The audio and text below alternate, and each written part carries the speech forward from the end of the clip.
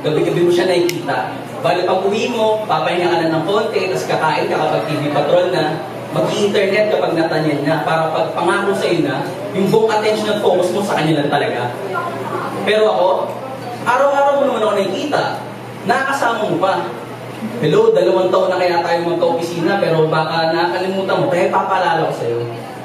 Ako yung lagi nag-aabot sa'yo ng creamer sa umaga. Kapag nakakalimutan ni ate sa kantina, hindi ka nga pala uminom ng black coffee. Tapos babanatan kita ng milk from my cereals, coffee milk from my coffee. Makes sense to me. Kahit na alam kong hindi mo naiintindihan yun kasi 8 years nga pala yung agwat natin. Ako yung nagdadala ng merienda na pang buong barangay para maaalok din kita.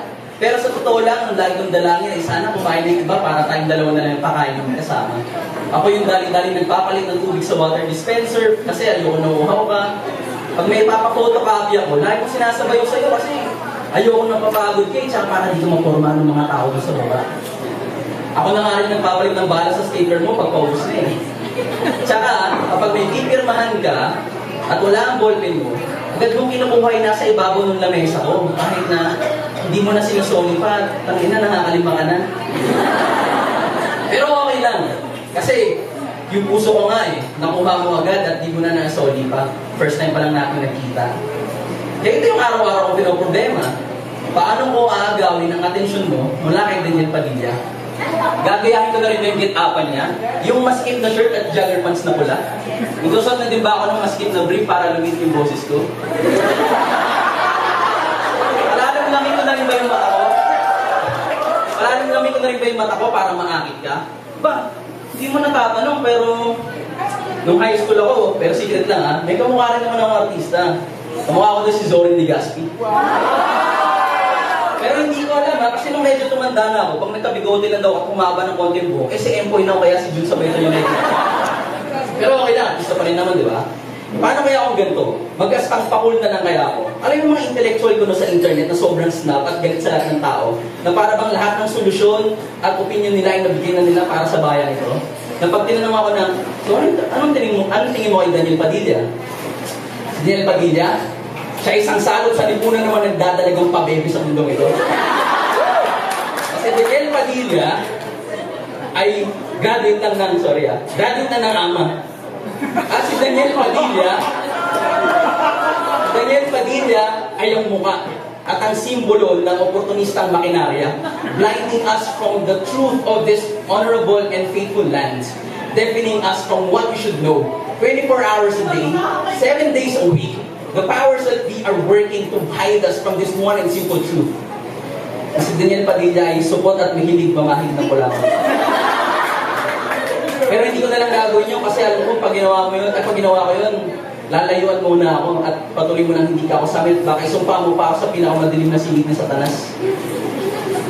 Pero sana malaman mo na sa iyo akong kuha ng lakas.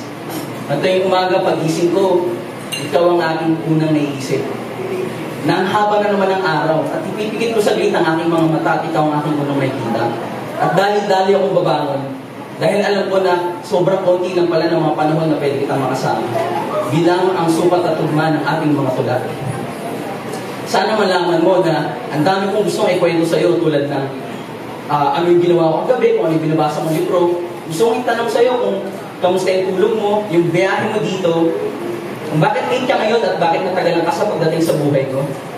Yung good morning sir, na para bang isang mainit na tasa ng kape na sa akin ay gumigising dahil oo, kanina pa pala ako tulog. At ang boses mo lang sa akin ay gumigising. Ang mga mata mo na may paanyaya ng isang bagong mundo na hindi ko pa nakikita at oo, gusto ko sa iyong sumama. Sabay sana nating harapin ang umaga na to na hindi sabay sumikat sa ating mga buhay. Pero sa araw na to, pinatugma ang ating mga mata. Pero mata na lang ba natin magtatama? Yung feelings kaya natin, kailan magputol na. Kaya naman, hindi na ako papayag na hanggang sa high at paalaman na lang tayo magaling. Kaya naman yung ginawa ko, ni-research ko na yung pangako sa'yo, minarathon ko yun. Nagkala-investigative documentarist ako. Naghanap na ako ng mga importanteng dokumento at isama mo na rin sa pag-research ko yung palagigang pag-aantabay sa horoscope ko at sa horoscope mo. Hanggang sila ay magtugma. Isang araw nakita kita ng ulam ay ginatang isda. Sabi ko, uy, saan mo niluto yan? Sa palayok? Kumunot yun noon na para bang alien languages yung sabi ko sa'yo. Pero sabi ko, di, napanood ko kasi sa pangako sa'yo. Yung sinabi ko yun, biglang niwanag ang iyong mga mata. Na kahit ba, 2 taon na tayong magkasama dito sa eskwelalang ito, ay ngayon mo lang ako nakita. Uy, nanonood ka rin pala niyan? Oo eh. Sabi ko, sinumasin dati ko, panoorin ko daw eh. At pinutol mo na ako noon, dahil nag-full on Daniel Padilla fan ka na. Wala ka nang ibang naging bibig kundi siya. Pero simula noon, kinakausap ko nga ako araw-araw, pero tungkol lang naman sa mga updates tungkol sa boy ni Daniel Padilla. Nangyari naman, yung mukha o ginawa mong sa teleprompter na may nagbubumiyaw na pangalan ni Daniel Padilla, pakaramdam ko tuloy nun, isa akong pronoun, na ginagamit mo lang pamalit kapag pagod ka ng ulit-ulitin ng kanyang pangalan.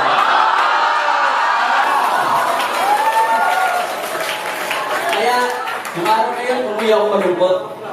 Sabi ko, last na panood ko na ito ng pangako sa'yo. Habang binabato ko yung TV ng mga bagsak na paper ng mga estudyante ko pag dumalas ko sa Daniel Padilla.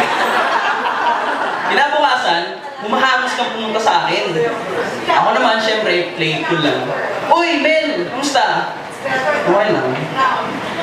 Napanood ba yung pangako sa'yo kagabi? Kasi hindi mo napanood, na-traffic ako, baka pwede magpakwento sa'yo. Tandaan na nga naman. Pag dumarating, kailangan ng kunin. Well, oo, napanood ko, ang dami nga nangyari. Eh, gusto mo kwento ko sa'yo, pero gutom na ako. Gusto mo, dinner tayo. At pumayag ka.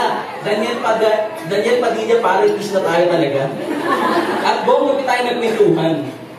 Nagkwentuhan tayo at for the first time, tinitigan mo ko sa aking mga mata. Hanggang sa tanong mo sa akin ng, so ano tingin mo kay Daniel Padilla? Hindi ako handa para dito, hindi ko naman alam na aabot tayo sa ganito. Kaya babagsak ko na yung nararamdaman ko.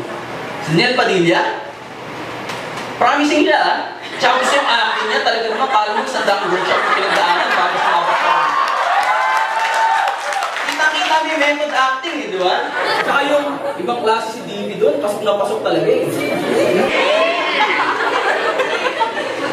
Kumunot ang yun noo, sabi mo sa akin, DP? Di ba bastos yun? DP? Di ba Daniel Padilla? DJ kasi.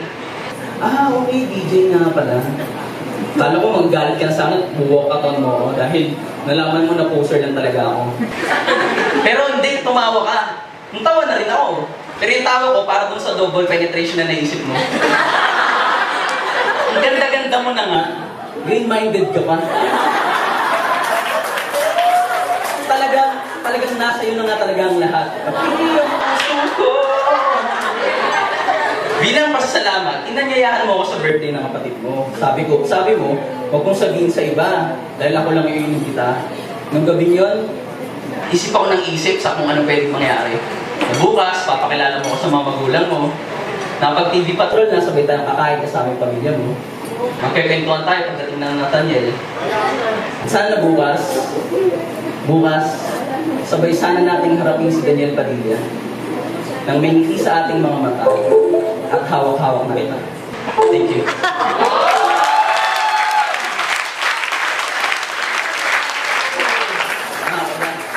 Din sa paon tula, pagbigyan na ako si Gary Kaulas Piñas. So yung tula akong to, para to sa ating lahat dito na umibig pero nasaktan, nangarap pero nabigo. Para sa mga taong minahal yung bayan pero yung gusto mong bayan at pumalikod sa kanila. Para sa bayan. Tatapon mo sa hangin ng bukas at kahapon. At papanalangin mo na lang sa Panginoon ang dapat mangyari pa. At matutulog ka na lang at tatansyahin mo na lang yung lakas upang ang kaluluwa mo'y makapaglakbay. Sabay ng mga nadudurog na estatwa ng iyong pangarap na pilit mong binuo ng palos at sandali.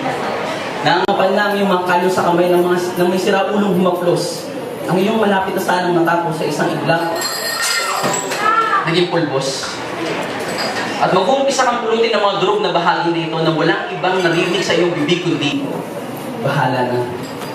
Habang inahanap mo ng kaparehas ang mga durug-durug na piraso, di mo lang kung mabubupa o nag-aaksaya ka lang ng oras pero sabi mo ulit, bahala na. Natutuhan mong bingin ang iyong mga tenga ng mga salitang bahala na. Huwag lang makarinig ng salitang ayoko na. Na bumubulong sa madilim na sulok ng iyong kamalayan. Iwan mo na yan at walang mangyayari, sabi ng iyong utak na nagpapasya. Pero bahala na, sabi ng puso mong ayaw magparaya. Sa mga panahon wala na talaga. sa paglalakbay mo ang auto may pumalya. Kunin mo na lang ang susi at iwan ang anumang nakakabigat sa iyong dalahin. Umwestra ang iyong kamay sa iyong noon, akala may kay sundalo na handang humarap sa lahat ng enkwentro.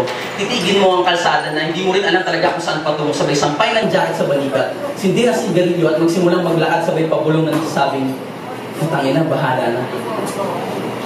Dahil kailangan natin magpatuloy. Sisihin mo na yung lahat ang dapat sisihin, pero dapat habang ginagawa mo yun, naglalakad ka. At huwag sa paraan na nagdadabog ka na parang mga pinagdidiinan mo yung mga paasalsada para ka lang umusan. Sa halip, maglakad ka na para bang hinahalikan ng iyong mga paa ang lupa. Sa mga panahon wala na talaga. Wala ka nang dapat ikatakot pa. Kapag nawala na ang lahat at ang natira na lang ay kandilang aandap-andap, huwag mong kakalimutan na hindi kayang lunurin ng dilim ang ilaw ng mumunting alitap-tap. Gawin mo itong gabay. Huwag mong hayaang mawaglit sa iyong paningin at sundan mo kung saan tutungo. Sa magaslaw na pagsayaw niya sa kaligtan ng dilim ay sumasayaw rin ang kandila mo sa hangin. Hindi lang tanang nagbabadyang pagkabitin at tatandaan mo.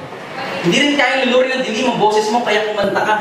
Umawit ka, ilabas mo ang iyong lahat ng sama ng loob sa hangin, sumayaw ka na kapareha ang kakarampot na pag-asa, na para bang isinasayaw mo isang babae na may cute na ribbon na pula, na sa liit ng kanyang paa ay kaya mo siyang isang pati paapak sa'yo. Habang kayong dalawa ay nagtsatsa at iniilagan ng mga batong pinupul sa inyo ng buhay. Hindi lahat kaya mong ilagan, hindi lahat kaya mong iwasan, pero dapat alam mo kung saan patatamain, dun sa hindi masyadong masakit. Huwag sa ulo para di ka masiraan ng bait. Huwag sa puso para di ka mabusan ng bait. Hindi marunong sumayaw ng pag-asa dahil sasayaw lamang siya sa indak ng iyong mga paa. Sa mga panahong wala na talaga, doon mo lang masasabi na meron pa, na kaya pa may maibibigay ka pa, na kung hindi pa nawala ang lahat ng nasa iyo, hindi mo pa masasabing malaya ka. At pwede mo nang gawin ng mga bagay na hindi mo pa nagagawa sa mga panahong wala na talaga. Mas tumatalas ang iyong mga mata sa paghahanap ng iba't ibang posibilidad. Kaya, ito ang pakiusap ko sa iyo. Itaas mo ang iyong noo at sitahin ang mamang nagbibilang ng 1, 2, 3 dahil hindi ka matapos. Habutin mo ang silbato sa bibig ng referee yung naguhudit ng pagtatapos dahil hindi ka pa ubos. Nahabutan ka man ng pangarap o nasikutan ka man ng oras, nabudol-mudol ka man ng masakit na kahapon ay may naiwan pa rin sa'yo at hindi nilito makukuha. Ang iyong sarili. Ang iyong pusong ilang beses nang nabasag at mas tumitibay sa pagkahulog. Kaya, hindi ka na. Bumangon ka na dyan. Dahil pipirma mo pang aklat ng iyong kasaysayan na ikaw mismo ang nagsimula. Halika na. Bumangon ka na dyan. Dahil handa na ang mundo na may pagsabayan sa iyo at tuwing may iwan ka at madadapa ka, itataas mo yung kanang kamay na sinyalis ng iyong pagpoprotesta dahil sa mga panahon wala na talaga. Hindi mo lang basta pwedeng sabihin bahala na. Dahil wala naman talagang magagawa si Batman huwag mong ilagay sa kamay niya ang pagpapasya. Huwag magsuot ng kapa. Thank you.